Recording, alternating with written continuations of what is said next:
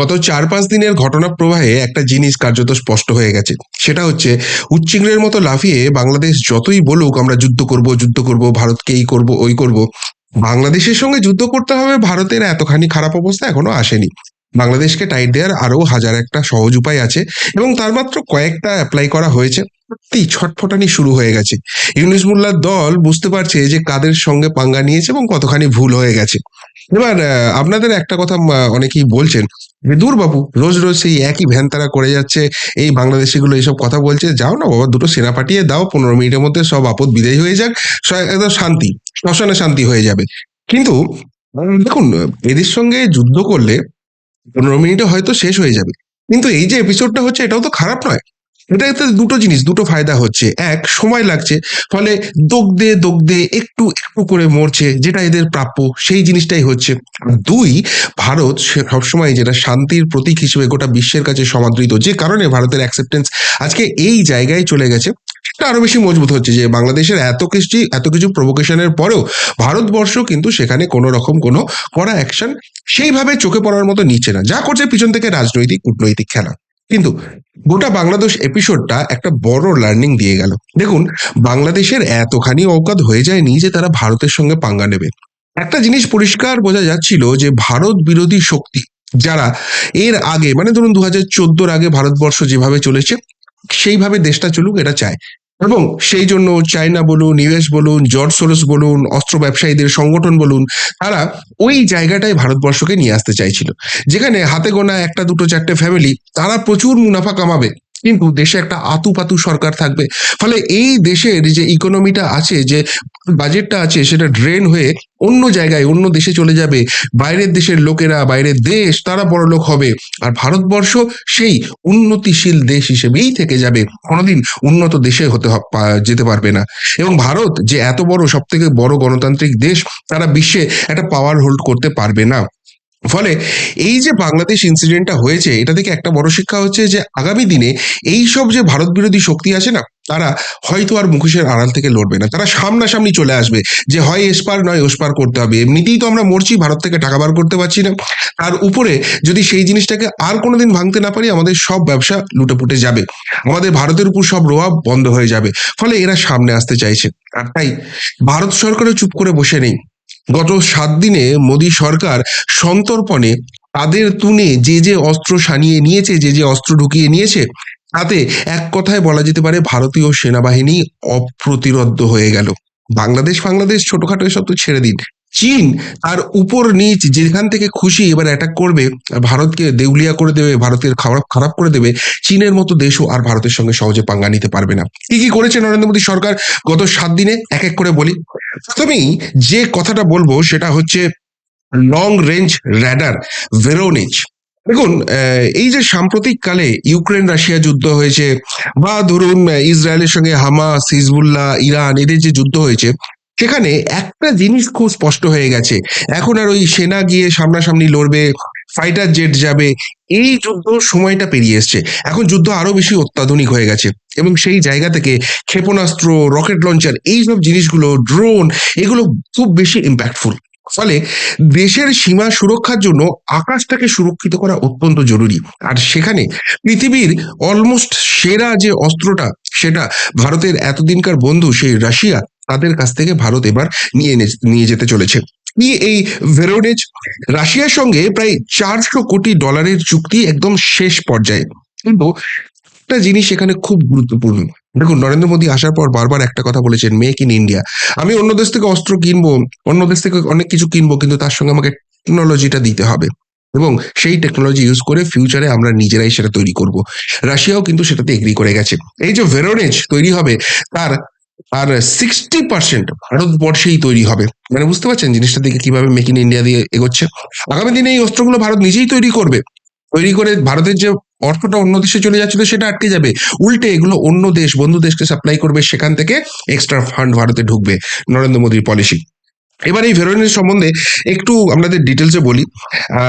দেখুন, এটা যেটা হচ্ছে রেঞ্জ শোনা যাচ্ছে, এক একটা ভেরোনিজের রেঞ্জ হচ্ছে প্রায় 8,000 কিলোমিটারের কাছাকাছি। এবং এরা একসঙ্গে 500টা বস্তুকে শনাক্ত করতে পারে।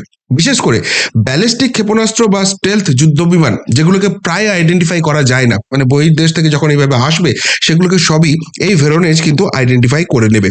তার ফলে ভারতের আকাশে ওই যেগুলো শোনা যায় না যে বিমান, কামান, ক্ষেপণাস্ত্র, ড্রোন, সেসব ছেড়ে দিন। এই যে হেডলাইনটা করেছে একদম সঠিক, মাছি গলারও কোনো রকম কোনো জায়গা থাকবে না। এবার সব থেকে যেটা মজার ব্যাপার হচ্ছে, এই ভেরোনেজ এলে এর 60% তৈরি হবে, তার জন্য দিল্লি ব্যাঙ্গালুরু কোম্পানির সঙ্গে কথা বলছে। এই ভেরোনেজ যে ভারত নিয়ে আসছে এবং চুক্তি যে শেষ পর্যায়ে বলা হচ্ছে, সেটা এমনি এমনি অন দ্য এয়ার বলা হচ্ছে না। গত নভেম্বর মাসেই এই ভেরোনেজ কোম্পানি, যারা তৈরি করে ভেরোনেজটা আর কি, রাশিয়ান কোম্পানি, তাদের ডেপুটি চেয়ারম্যান ভারতবর্ষে এসেছিলেন। ভারতীয় মন্ত্রকের সঙ্গে কেন্দ্রীয় সরকারের সঙ্গে দীর্ঘ আলোচনা হয় এবং তারপরই 10ই ডিসেম্বর রাজনাথ সিংকে 3 দিনের সফরে রাশিয়াতে পাঠান নরেন্দ্র মোদী। সেখানে ভ্লাদিমির পুতিনের সঙ্গে সরাসরি দীর্ঘ একান্ত বৈঠক হয়েছে রাজনাথ সিং এর, এবং সেখানেই মনে করা হচ্ছে যে ভেরোনেজ নিয়ে সমস্ত কিছু প্রায় শেষ পর্যায়ে, এবং 400 কোটি ইউএস ডলারের যে চুক্তিটা, সেটা সই হওয়া শুধুমাত্র সময়ের অপেক্ষা। ফলে এই ভেরোনেজ যদি ভারতবর্ষ পেয়ে যায়, তাহলে এই যে উত্তরের বিস্তীর্ণ অঞ্চলটা রয়েছে, যেখান থেকে চীন ক্ষেপণাস্ত্র বা ড্রোন এসব দিয়ে অ্যাটাক করার যে চান্স ছিল, সেই জায়গাটাকে পুরোপুরি কভার করে নেবে। এবং ভারতের দক্ষিণ দিকে তো সমুদ্র রয়েছে, সেখানে একটা ন্যাচারাল সেখান থেকে ডিফেন্স এসে যায়, কিন্তু এই পাহাড়ের এলাকাটা এতদিন প্রবলেম ছিল, কিন্তু সেখানে ভেরোনেজ ঢুকে যাওয়া মানে চীনের দাঁত ভোঁতা হয়ে গেল, সেখানে আর কিছু করতে পারবে না। শুধু কি ভেরোনে, চীনের কথা যখন হলো, দক্ষিণের কথা যখন বললাম, তখন সেখানে সমুদ্রেও কিন্তু অ্যাটাক হবে। দেখুন, আগামী দিনে চীন যেভাবে তাদের রণনীতি সাজাচ্ছে, তাদের আগ্রাসন বাড়াচ্ছে, তাতে ভারত মহাসাগরীয় এলাকাটা অত্যন্ত গুরুত্বপূর্ণ হতে চলেছে। চীনের আলটিমেট টার্গেট হচ্ছে আমেরিকাকে ডাউন করা, কিন্তু তার আগে ভারতকে ডাউন করতে হবে। ভারত এখানে আমেরিকার শক্ত ঘাঁটি হবে, এটা চীন খুব ভালো করে জানে। ফলে এই ভারত মহাসাগরের একটা কন্ট্রোল নেওয়া, সেটার জন্য কিন্তু চীন অনেক বেশি আগ্রাসন করবে। বিশেষ করে ভেরোনেজ এসে হিমালয়ান পার্টটা যদি ডিফেন্ড হয়ে যায়, তাহলে কিন্তু এই সমুদ্র দিকে অ্যাটাকটা এটা বাড়তে পারে, এবং আগামী দিনে এই সমুদ্র যুদ্ধটাই ভবিষ্যৎ। এটা কিন্তু অনেকেই সমর বিশেষজ্ঞ যারা রয়েছেন, যুদ্ধ বিশেষজ্ঞ যারা রয়েছেন, তারা কিন্তু ভবিষ্যৎবাণী করছেন। আর এই জায়গাতেই 10ই ডিসেম্বর রাশিয়া উড়ে যাওয়ার আগে 9th ডিসেম্বর ইন্ডিয়ান নেভির হাতে রাজনাথ সিং, আমাদের প্রতিরক্ষা মন্ত্রী, তিনি কিন্তু তুলে দিলেন একটা মারাত্মক অস্ত্র। সেটা হচ্ছে আইএনএস তুশিল। তুশিল তুশিল একটা সংস্কৃত শব্দ, যেটা মানে হচ্ছে রক্ষা বা বর্ম। কেন এই নামটা তুশিল দেওয়া হয়েছে সেটা অবশ্যই বলবো, কিন্তু এই যে আইএনএস তুশিল এলো, ওটাতে কিভাবে চীনের ওই সমুদ্রের দিকটা ভোঁতা হয়ে যাচ্ছে সেটা একবার দেখুন। তার আগেও ভারতের যে অবস্থানটা এই মুহূর্তে বিশ্বের কোথায়, এবং ভারত কতখানি বন্ধুত্বপূর্ণ জায়গায় রয়েছে, ভারতকে কেন সবাই রেয়াত করে চলে, তারও একটা বড় উদাহরণ হচ্ছে এই আইএনএস তুশিল।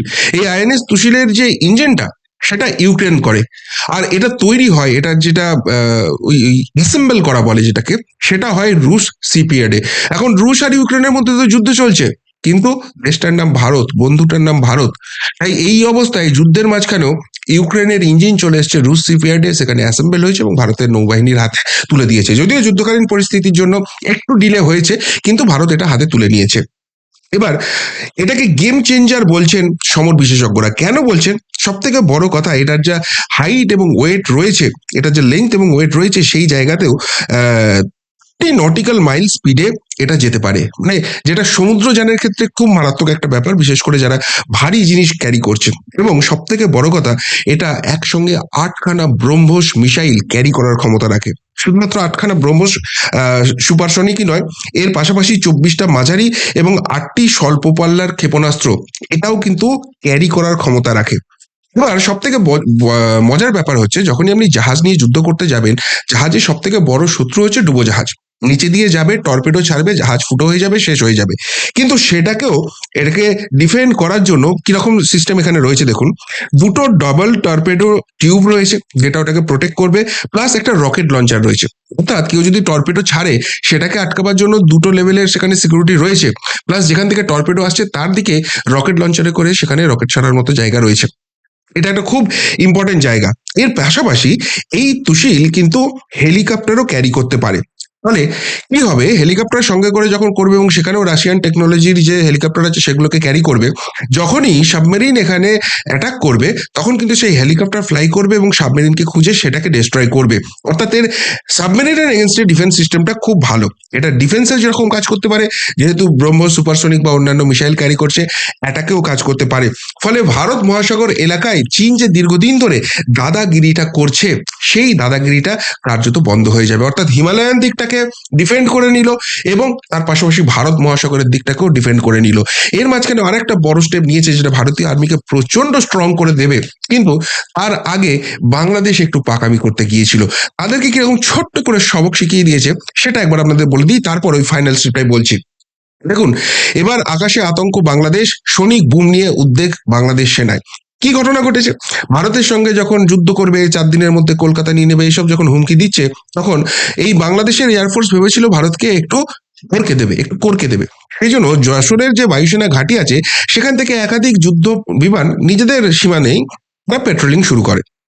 ভারত কি করে, ভারত পাল্টা রাফারেল, মানে যেটা 4 ধরনের মিসাইল ক্যারি করতে পারে সেইটা, সুখোই যেটা 9 ধরনের মিসাইল ক্যারি করতে পারে সেইটা, এইগুলোকে নিজেদের এলাকাতে পেট্রোলিং শুরু করে দেয়। বাংলাদেশ তোমাদের শক্তি দেখাচ্ছ, কয়েকটা রাফায়েল আর কয়েকটা সুখোই শুধু সেখানে করছে। কিন্তু এখানেও নয়, যেটা বাংলাদেশ আতঙ্কে কাঁপতে শুরু করেছে সেটা হচ্ছে একাধিক হেলিকপ্টার, এগুলোও কিন্তু ওখানে পেট্রোলিং শুরু করে দিয়েছে।